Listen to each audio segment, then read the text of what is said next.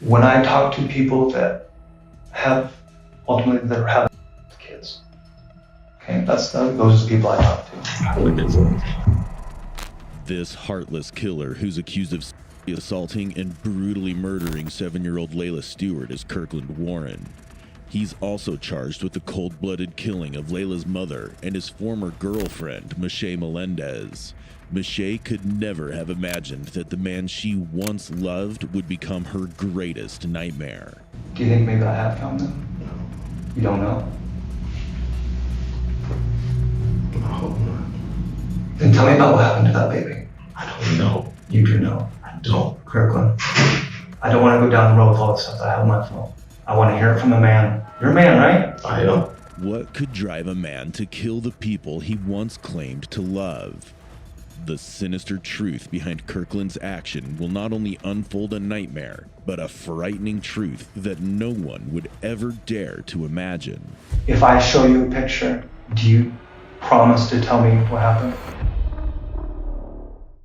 In March 2023, the brutal murder of 27-year-old Michelle Melendez and her 7-year-old daughter Layla Stewart sent shockwaves through the Vancouver, Washington community. What began as a missing persons case quickly evolved into the discovery of 2 cold-blooded murders and a horrific act of child assault. All signs pointed to one man, Kirkland Warren, Michelle's ex, and the last person seen with them alive. Now, sitting in that interrogation room, he thinks he's still in control, unaware of the fact that the detective has already reconstructed his every move. It's a matter of time until he finally realizes how much the detective knows, and his reactions will reveal more than any confession ever. Did you feel that? The arrogance in his tone? He still thinks he can outsmart everyone, but what's chilling is how calm he stays when asked about the mother and daughter, as if they were strangers, not people he once claimed to love. Ever could. Joe says that she saw, at some point in the night, you and Michelle left, you guys came back, and then you and left the apartment with Michelle, who apparently was out in your car. What kind of car do you drive? Charger. The Dodge Charger, right? Yeah. And then where did you guys go after that? It wasn't nighttime then. It was the morning time. And The next day? yeah, it was literally the morning time. So the 13th? Yeah. Okay. So where did you and Misha go? We didn't go anywhere. Michelle had parked the car down the street. We went down the street and took it to the car, and Oh, okay. that was it. So you parked the car down, or she parked the car down the street. Car parked down the street. No idea about maybe how far they traveled after you left them or whatever. Okay. The detective then shifts focus and starts questioning him about Layla. Although his voice remains steady, the absence of memory speaks volumes. This isn't forgetfulness, it's clear evasion. But this isn't the first time someone has disappeared after crossing his path. What was the plan after that? Where did you go after that? I got a bagel and I went to a friend's house. A bagel? Yeah. Where'd you buy the bagel at? I think it's called C's the Bagel. Oh yeah, I know that place. Well, what location was that? I'm not local, so I GPS everywhere. Okay. I can't tell you exactly which one. Was it near Joanna's place, or was it? Did you have to drive quite a ways? It was in the shopping center area. That's all. Okay. I couldn't tell you. And then you got. I planned on going to. I haven't had any contact with her since, but I've been calling, and I know that's against the rules, but it's my girl. Yeah, I understand. More important to find her, right? Her and her kid. You know what I'm saying? This is classic manipulation. He paints himself as the worried partner, but listen closely. There's no urgency, no real fear in his words. It's not grief, it's performance. I was literally the one that when we were living together before I got arrested. Mm-hmm. Literally the whole reason why I got arrested. Because basically we got finessed by the detective. She literally went a couple of days before we were trying to get all this stuff resolved. She literally told him that she lied to him and everything. Okay. And then he said, all I got to do is come in and make a statement. Well, fair enough. I'm trying not to get too involved in your other case, right? This man was no stranger to violence. Long before Michelle and Layla's disappearance, the courts had already taken notice enough of him. A restraining order barred him from Michelle's home after multiple documented assaults and threats, including one with a firearm inside her house. But that wasn't his first brush with homicide. Back in 2017, he remained the prime suspect in a murder case in Arkansas, a fact that made his presence here, free on bail, all the more questionable. Bagel, and then you went over to a friend's house. Who is that friend? Her name is Nettie. Nate? Nettie. Nettie?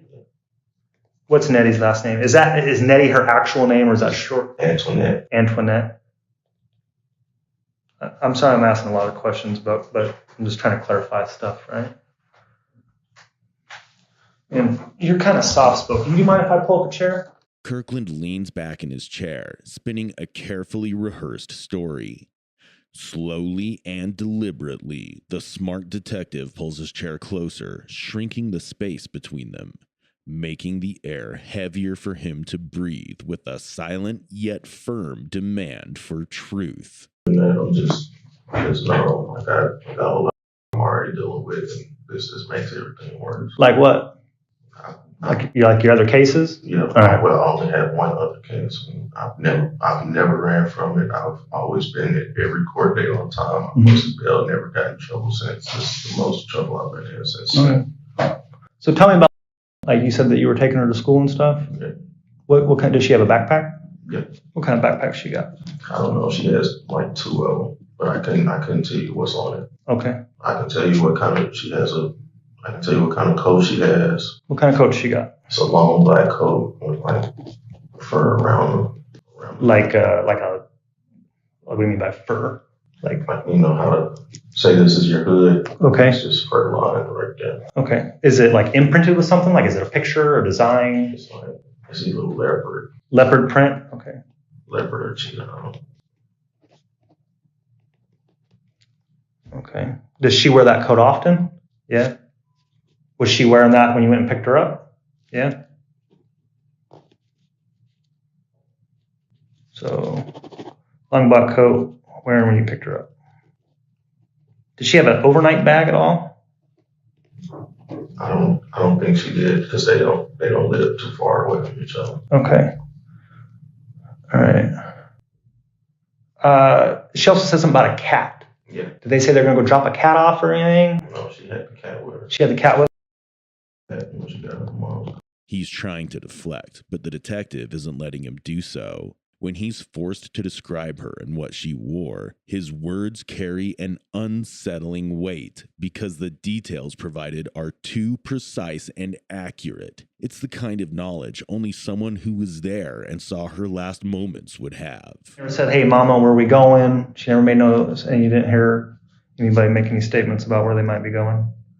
And you have no idea where they would go. No. Okay. Does it have any devices? Like I told you, part of what I do is, so I work in a unit that does like a lot of electronic stuff. So I work with a lot of tablets because that's how I find kids. So did she have a tablet or a cell phone that she used? Yeah, she had like a Google tablet. A Google tablet? What did that look like? I couldn't tell you. I was never on it. It's black, grayish. Okay. Did she use like Snapchat or anything like that? TikTok. And then you said you use Google. What is your normal mode of communication? My normal mode is cell phone, but she had given me a phone when I first got out. Screen was cracked. She literally said, "Use this, call on Google Duo. Just don't use a phone number." Okay. Do you have any other phones beside that? If you're like me and everybody I know, I'll have more. I have my personal, I have my work phone, yeah. And then I have. Well, the first phone I got arrested with, it's already in police custody. I had a red iPhone. Okay. And then the other phones I got arrested with was my wife's work phone for our 360 photo booth, and the other one was for the 360 photo booth. So both both phones were wife's phones? No, well, I got arrested with Three phones, right? Yeah, a red wife phone. The 14, that was brand new. We literally just got that one. And then the Notice how every detail he gives is rehearsed. Phones, devices, coat colors, he knows too much. It's the kind of knowledge you only have if you were right there, in the last moments of someone's life. XR. Oh, okay. The detective pieces together a complex puzzle. He's traced digital footprints and uncovered every byte of data Kirkland thought he'd erased. What began as a conversation has now turned into a technological trap, closing in with every revelation. Where was the car parked? So you come out of Joe's house, Mm-hmm. you literally go down the street and literally right around the corner, and there's a parking right there. Okay. And did she? Right. So I'm trying to phrase this. So I said I wouldn't talk about the other cases, right? So, did you see her park her car? No. How do you think she would park her car? Why do you think she chose that area? So our cars wouldn't be close together. Okay. And I'm not trying to incriminate anything, but if anything helps, I know she went to make a sale to this girl named Becca. Mm-hmm. And she literally told her car was down the street. Okay. And I'm guessing that's a nickname? Yeah, I don't know her real name. Okay. And is she like a real friend or is she like an online friend? No, she's real. Real friend. Yeah. Literally lives 2 buildings next door. Basically related. So, I mean, I'm trying to gather leads, right? So if you were me, where would you go looking for? And again, if I find, I'm likely going to find Miche, right? So where do you think they're hiding out at? Where do you think they would go? Where would she want to be? I don't know. Like I said, again, I'm not trying to point fingers or anything. Her ex-husband literally took and wouldn't give her back for a couple of days, and we had an issue with that. So When was that? this was like sometime last year, maybe. So I talked to the ex, and she's not there. We went and searched inside the house. Where would your next best guess be? Is there a place they used to hang out or that they like to be, in the area? Maybe 2 apartments over. 2 apartments over? They're literally always like this, hand in hand. Okay. Are parents friends with Miche? Yeah. Do you happen to know their names by at all? Diamond. Diamond? Is that a real name? Yeah. I don't know her biological father's name, but the guy that literally stands in for him, his name is Andre. That's who Dom lives with. Well, that's who lives with Dom. He now tries to play a dangerous game by throwing out names, locations, and possibilities. Soon, the detective will slice through the fog of his distractions with damning pieces of evidence that reveals the truth Kirkland never intended to share. Was Miche depressed at all? No. No. I was looking at her Facebook. And she literally tried to narrow it down between 2 people. That was the ex-husband, Malcolm, and the biological father, Javante. Okay, Malcolm and Javante. I'm going to have to double check which one we actually talked Like I about. said, Malcolm is the one that took Layla and wouldn't give her Oh, back. okay. Me and Miche's brother were literally about to fight him over this. She's got 2 brothers? She got 3, but Esteban, Ricardo. Esteban, that's what I was going to double. Okay, and Ricardo, and who's the other one? I don't remember the other one's name. I don't remember one is. When was the last time you saw Esteban? I got arrested. Oh, okay. Like long before, days, weeks? Maybe a couple of days before. Okay. Because he would pick Layla up, and Peter would pick Layla up from school and drop her off. Okay. You know Javante's last name? Or what he looks I like? think just Stewart. I don't know. Oh, okay, Stuart. Any ideas for me? What do you think? I don't know. I honestly don't know. And I apologize, I'm getting into this really late. Why did they run off? Or does anybody know, or anybody have a theory or anything like that? No, nothing. Literally nothing. I literally sat on the phone with her sister all day trying to figure out why. And that's the only thing we came up with either Javante or Malcolm. Like I said, Malcolm is the one that really took and would not give her back. And that's the ex? That's the ex-husband. You said that was like 6 months ago? Not something like that? Yeah, maybe something like that. 6 or less. By shifting suspicion, he believes he understands exactly how things work. What comes next will show how his entire story collapses under the weight of irrefutable proof. Her sister lives in Portland. Her brother, the guy that lives with Moshi, they were literally 2 apartments next from us. Okay. So her circle is your circle? Somewhere like that. Somewhere like that? Okay. Do you have anything else? Okay, so using Google and different stuff, so it seems like you might be a little bit more, like, do you know, like when I say like Wi-Fi, what I might be talking about? Yeah. Okay.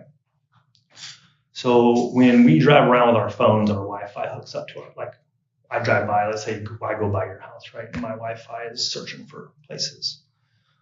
My phone actually digitally, right? Think creatively with me, okay? Mm-hmm. Digitally reaches out and shakes hands with your Wi-Fi. Says, hey, how you doing? I'm so-and-so. Can we connect? And then I don't have a password, and so your Wi-Fi says, no, get the heck out of here. And they don't connect. But that's been recorded on my phone. So on your phone, I found some data points that were out in Washougal. Why were you out in Washougal? Kirkland thought he'd covered his tracks, but technology never forgets. At that moment, realization hit him like a physical blow. Looking at viewpoints. Viewpoints? 5 viewpoints, and Nettie can attest to that because she has a camera that we were literally getting ready for a lingerie party for. So I was literally just going to take pictures of viewpoints. Okay. I went to Rocky View. Rocky View? I went to Powell View. Where's Powell View? You would have to Google it. Is that Oregon? Yeah. Okay. And then it's some, I can't remember the other place's name, but it was like it's literally a little path off the road, and you literally just look over. I forgot what the name of that one was called. Is that in Oregon or is it Washington? Washington. And where was that? Is that out in Washougal? Yeah, towards that way. Okay. So east. Now you said a little pull off that is a lookout, and that a popular one out there is called the Cape Horn. Yeah. Is that what it's called? And when were you at these spots? I couldn't give you the exact time and dates right now. Could it have been the day that you last saw? No. No. What? Like a few days after, a few days before? A few days after. When a man is seen scrambling for excuses, it becomes clear that no explanation can undo what the evidence has already proven. His phone and car were tracked, and so was the truth. A desperate final twist of deception collapses under the detective's crushing evidence. This is the breaking point. Technology has already betrayed him. Wi-Fi, GPS, digital footprints, no lie can save him now, and you can almost see the panic starting to bleed through that fake confidence. Leaving no room to escape for Kirkland Warren. When did you get your car all dirty? You said when? Yeah, when did you get your, I am super OCD on my cars, and I would be super OCD if I had a car like yours, right? That 392 is pretty sweet. No, not after it got hit. Didn't care anymore. You got hit? Yeah. Oh, I didn't see any damage on it. Yeah. Oh. So you keep it clean though, for sure, right? No. Not really? Okay. Friends are telling me that you typically do, at least I guess in comparison to their cars. I was just trying to figure out where all the mud came from. You can literally look, because I got a Watchman sticker. You can literally check it. You can look. We don't use it. Okay. So you don't wash your car, is what you're saying? Barely. Okay. So they're wrong. Fair enough. Does the car have GPS? Like OnStar, any cool stuff like that?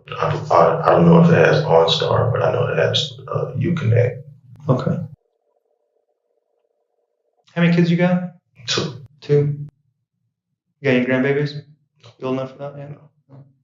A 7-year-old and a 2-year-old. So about the same age. Yeah, they play Roblox together. Oh, they do. Has she asked you about that? Yeah, she hasn't been online in a couple of days. What'd you have to tell her? I said, I don't know. After slamming him with shocking evidence, the detective will now leave the room. But when he returns, he holds a mirror up to this cold-blooded killer. Come here with all questions. I do have some answers. What do you think my answers are? I don't know. If you had to guess. Come on, man. If you had to guess what my answers are, what are they? I don't know. Are you a spiritual person? I believe in God. Okay. I am too, and I do too. And so does he, actually. We all make mistakes, right? All the time. Fair enough. When I talk to people that ultimately they're having sex with kids, okay, those are the people I talk to. I'm not saying you're having sex with kids. That's not why I'm here. I tell them, I'm not here to judge you. You have the same reasons. We all make mistakes. But the thing that separates people from being a monster and somebody that makes mistakes is somebody that has knowledge of something that they hold on to. Does that make sense? Okay. So, what do you think my answers are? I don't know. Take my hand. Look at me. Do you think I'm here to judge you? No. Do you think I'm here because maybe God put me here? You're here to do your job. Yeah. And what do you think that job is? To find them. To find them, right? Do you think maybe I have found them? No. You don't know? I hope not. You hope not? I hope not in the way you think. I hope not in the way that I think you're about to say. What do you think I'm about to say? Kirkland. Just tell me they're okay. I can't tell you that. That's all I need to hear. Just What do you think? Where do you think they are? I don't know. Kirkland, I'm here to ask about what actually happened. And I wouldn't be here having this conversation with you if I didn't think that maybe you'd want to talk about it. I didn't do anything. You didn't do anything? No, sir. So what did happen? I don't know. I don't know where they are. You don't know where they are? I've been called and called. I get it. Do you think that maybe that might be some denial? No, sir. Kirkland. I've made my mistake before. Okay, fair enough. I'm not here to think about past I stuff. don't repent from it. Then tell me about what happened to that baby. I don't know. You do know. I don't. Kirkland. I don't want to go down the road with all the stuff that I have on my phone. I want to hear it from a man. You're a man, right? I am. You're a man that maybe made a mistake, not a monster? Not a monster. I made my mistakes in the past. So tell me about the mistake that happened. The one in Arkansas? No, I don't. Not about that. Tell me about this baby. I don't know. Kirkland, you can't even look me in the eye, man. Come on. I'm looking at you dead in your eyes. Okay. Brother, I'm not here to be defensive and stuff. Okay, I'm dead serious when I say I'm here genuinely. God put us in this room for a reason. This is your. That silence, that refusal to admit it's colder than a confession. Sometimes the most terrifying monsters are the ones who hide behind calm faces, even as the evidence crushes them. Your chance, because what people are going to want to ask, what your family's going to want to ask, is why. I was there. I was at the scene. I know what road you were off of. I know why there's mud on your car. I know why there's tire tracks down that little road that goes up where you turned around and went back. I know all that stuff. I don't need to know if you did it. Everyone wants to know why. And I think a man like you would at least give people the peace of mind of to at least know why. I didn't do anything. So then what happened then? I don't know. If you had to guess. I don't know. Do you think that I'm lying? You know that you're doing your job. I'm absolutely doing my job. If I show you a picture, do you promise to tell me what happened? I don't know To show you that I'm not trying to just pull willy-nilly information out I of don't know you? what happened. Bloody bag. Okay.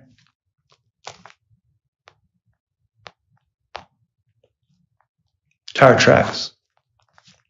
Agreed? This is called Woodward Ridge Road.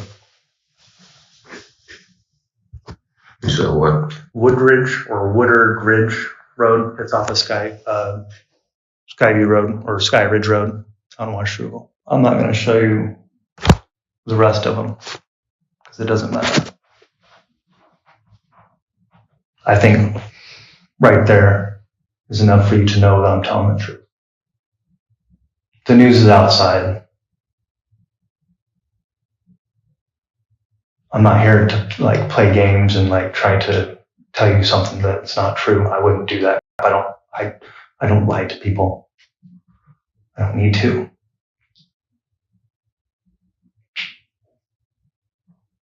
But this is your opportunity to at least tell your family why. I'm done talking. I told you I didn't know anything. We can go with an attorney from there. Okay. Fair enough. Despite his relentless denials, the evidence speaks louder than his lies. From forensic matches to digital footprints and tire tracks to cell tower data, every piece of evidence points to one name alone: Kirkland Warren. The truth doesn't need his confession. The facts have already convicted him. This case raises a deep and unsettling question. How many more predators walk free, hiding behind the same calculated silence? And what will it take to stop them before more innocent lives are stolen? Kirkland Warren pleaded guilty to the brutal murders of his ex-girlfriend, Michelle Melendez, and her 7-year-old daughter, Layla Stewart, both fatally shot in the head. DNA evidence revealed Layla had also been assaulted before her death. While he received a life sentence for the murders, he entered an Alford plea for the charge of child abduction, which means he accepted conviction without fully admitting guilt for that crime.